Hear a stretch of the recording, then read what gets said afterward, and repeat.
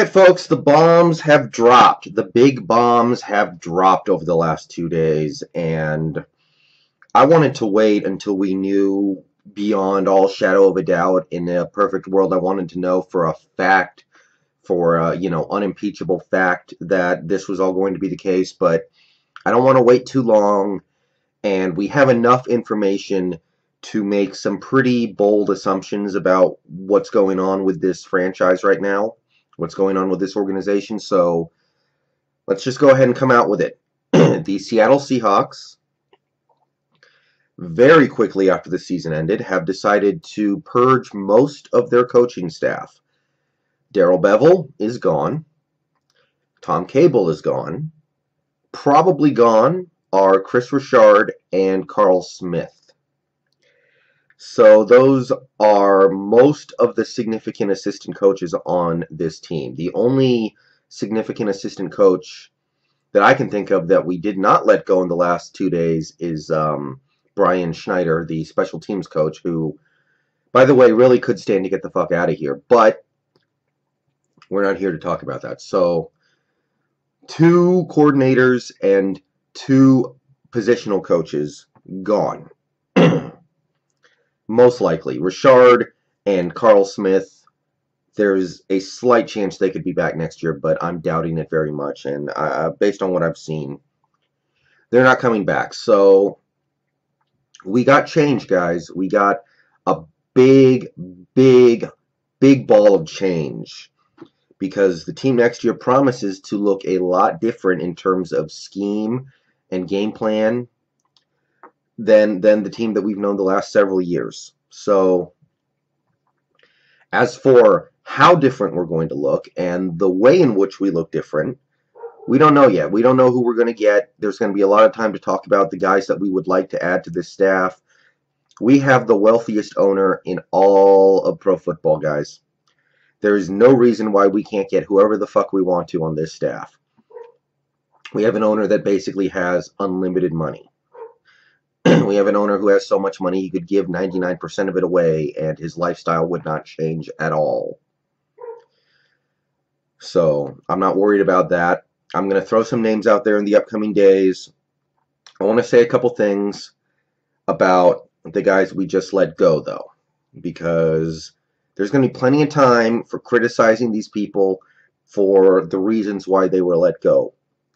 First of all, to Pete Carroll, and I guess you would also throw John Schneider in there. I want to give them a lot of credit for going through with this. This was not easy for especially Pete Carroll, but probably both of them. I mean, we're talking about a guy in Pete Carroll who I think he believed in these guys. I really do. I think he believed in Darrell Bevell. I think he believes in Tom Cable. I think he believes in Chris Richard. I think he believes in Carl Smith.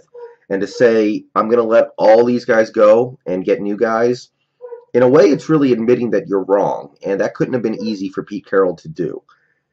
I'll give him some credit for that, because I am sure on some level he still believes in those guys. And I can see part of it too. Maybe Tom Cable's going to go somewhere else and have a successful career coaching offensive lines, but we don't have time to figure out whether or not that's going to happen. We have to move on now.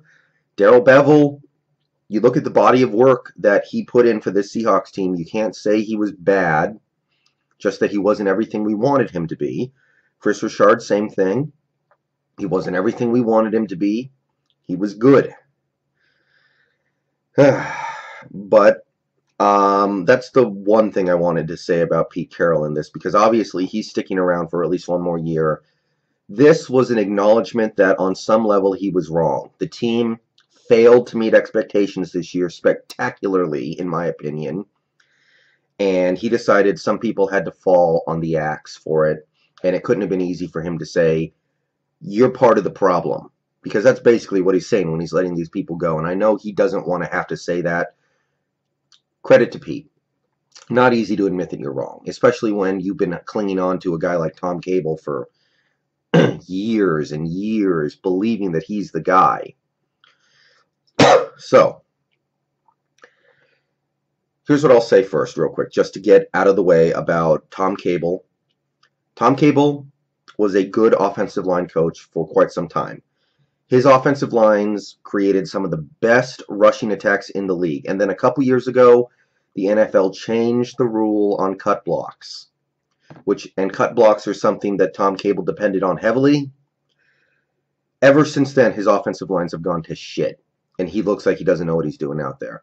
So there's almost certainly a connection there, and I'm trying to be fair to the man. If he ever adjusts his game, adjusts his scheme to account for the fact that you can't cut block in the NFL anymore, he could be good again.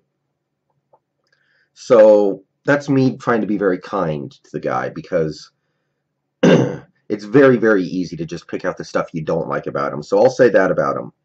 He just needs to adjust to the modern NFL rules, and we just don't have time to figure out if he's going to be able to do that.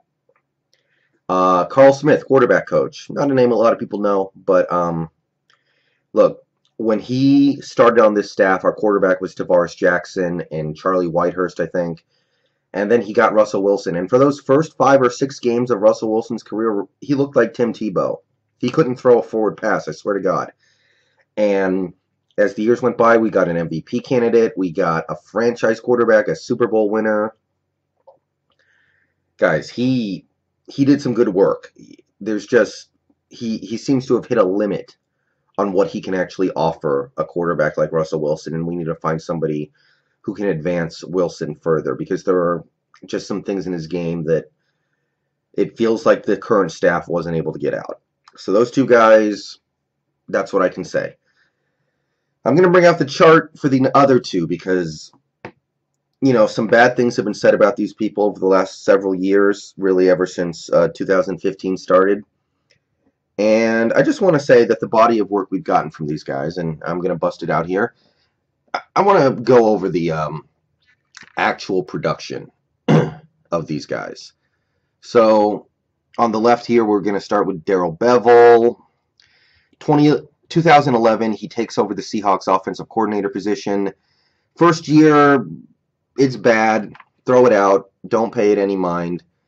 He didn't have his quarterback. His quarterback was Tavares Jackson. His receivers were an undrafted rookie, Doug Baldwin, and Sidney Rice, and Ricardo Lockett as the season went along, actually.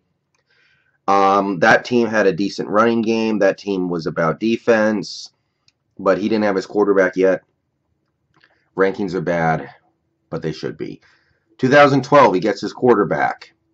Yards, not great, very, middle of the league, but we're putting up good points as the season goes along. The offense really finds their groove, and they had the game where they put up 58 points on the Cardinals and 50 points on the Bills, and once it got going, guys, it really got going.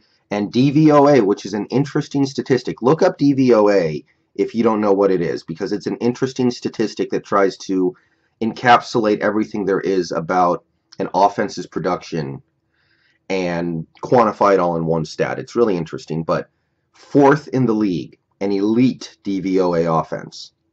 2013 Super Bowl year, yards, again, mediocre, but we continue to score. DVOA ranked is 7th, very solid. 2014, going back to the Super Bowl, yards, top 10, points, top 10, top 5 in DVOA, very, very strong numbers. We can all remember the games, these seasons, that were frustrating on offense. But the body of work, consistently solid. 2015 was really his rock star year. 4th in yards, 4th in points, 2nd best offense in the league by DVOA. We remember the shootout against the Steelers, all the touchdowns against the Vikings in December, the Ravens game, the Week 17 Cardinals game, just where Wilson just played like the greatest quarterback who ever played football for about 7 games there. And it looked like we were headed towards a golden age. And then the last 2 years, well, this is how you lose your job. 2016, Russell Wilson gets hurt the first game of the year, plays with one leg for half the season, basically. And the yards, they're slightly above average. Points drops off a cliff. We're now a below average scoring offense. Below average in DVOA as well. 2017, we get healthy, but Offensive line problems, chief among them, yards above average, points average, DVOA average. That's how you lose your job. So this stuff here from 2012 to 2015 doesn't go away. We had one of the best offenses in the league over those 4 years. Look, 4th, 7th, 5th, 2nd. That's unimpeachable. And then you see what happens at the end here, and you're reminded that, yeah, we needed to do something different. And I believe that. I think the play calling could be better. I think the game plans could be better. I think the schemes could be better. I just wanted to give Darrell Bevell thanks for these 4 years of really good, really fun football. And also point out correctly that this is not good enough. Chris Richard. I also wanted to give him a shout out because I got no ill will toward Chris Richard. I have no problem with him going because I'm sure we can do better. But I do believe that if you make the wrong decisions, you can easily get somebody worse. Like this is not like we got better just by letting these people go. Tom Cable, I could believe it. If letting Tom Cable go, it's hard to get somebody who would be worse than Cable was these last 2 years. Bevell, Richard, you got to make the right decisions or you're going to get somebody worse. There are a ton of people out there worse. Chris Richard, he was a cornerback coach in 2011. I didn't really rank anything there. 2012, he took over the defensive back coach position. So these are just pass rank, passing defense ranks because he was just the defensive back coach. 6th in passing yards given up, 2nd in touchdowns, and 3rd in DVOA. Great pass defense, elite.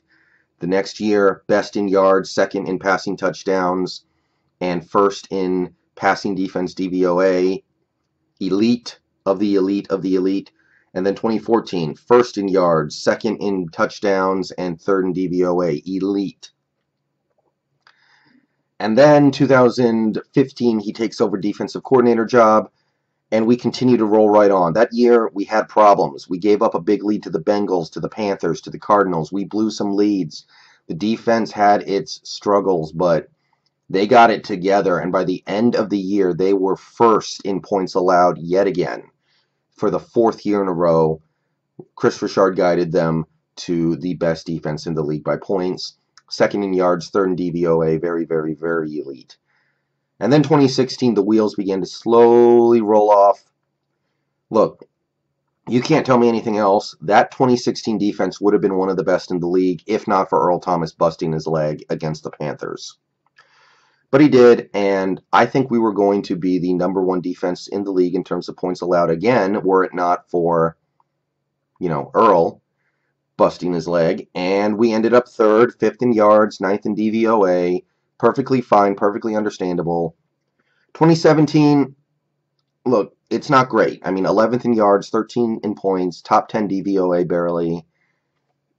I'm not trying to tell you that there wasn't a drop-off and that we can't do better than Chris Richard. With all the stuff he had to deal with this year, Wagner missing the biggest game of the year, KJ Wright, or not, Bobby Wright playing injured in the biggest game of the year, KJ Wright missing the biggest game of the year, Earl missing 2 games, Cam and Sherman missing half the season, Cliff Averill missing almost the whole season. If you buy DVOA and you buy that Chris Richard had one of the 10 best defenses in the league this last year, I don't hate that, guys. I can't hate on that.